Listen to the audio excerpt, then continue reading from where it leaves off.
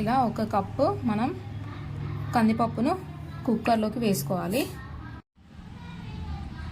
Okay, ఇలా cut చేసి పెట్టుకున్న టమాటోస్ అండ్ పచ్చిమిర్చి కూడా ఇందులో వేసుకోవాలి.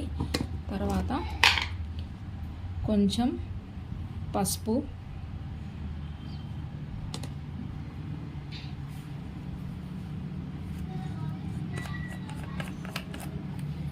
అండ్ కొంచెం వాటర్ యాడ్ చేసుకుందాం.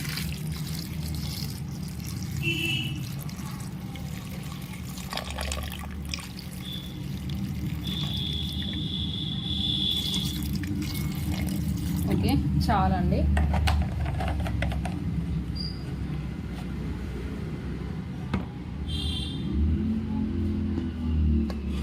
ఇప్పుడు మనం కుక్కర్ మూత పెట్టేసుకొని ఒక 5 విజిల్స్ వచ్చే వరకు పప్పుని ఉడికించుకోవాలి. ఓకేనా?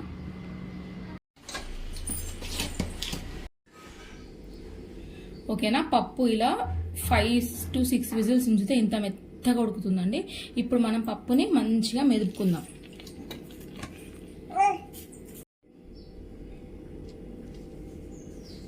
ఇలా మెదిపిన పప్పులో మనం రుచికి సరిపడా ఉప్పు వేసుకుందాం.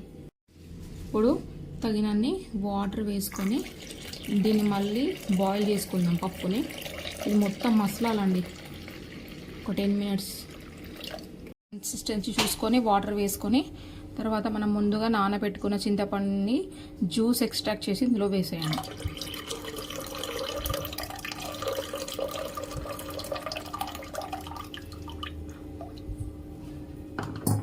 ఇప్పుడు స్టవ్ ఆన్ చేసుకొని హై ఫ్లేమ్లో ఒక 10 మినిట్స్ పప్పుని బాగా మసలనివ్వండి. చూసారా మన పప్పు చారు ఎలా బాయిల్ అవుతుందో? ఇలా బాయిల్ అయిన తర్వాత మనం ఆవాలు, జీలకర్ర వేసుకొని, ఎల్లిపాయలు వేసుకొని, కరివేపాకు వేసుకొని మనం పోపు పెట్టేసుకోవాలి. అప్పుడు మన గుమ్మగుమ్మలాడే పప్పు చారు రెడీ అండి. ఓకే, ఇప్పుడు మనం పప్పు చారు పోపు పెట్టుకుందామండి. దీనికి కొంచెం ఆయిల్ వేసుకొని జీలకర్ర, ఆవాలు, ఎండుమిర్చి, వెల్లుల్లి,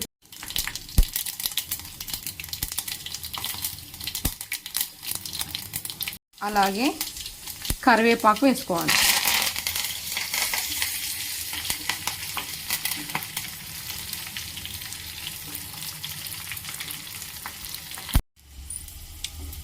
ఇలా మనం తాలింపు పెట్టుకున్నాం కదా, ఇది పప్పుచారులో వేసుకుందాం.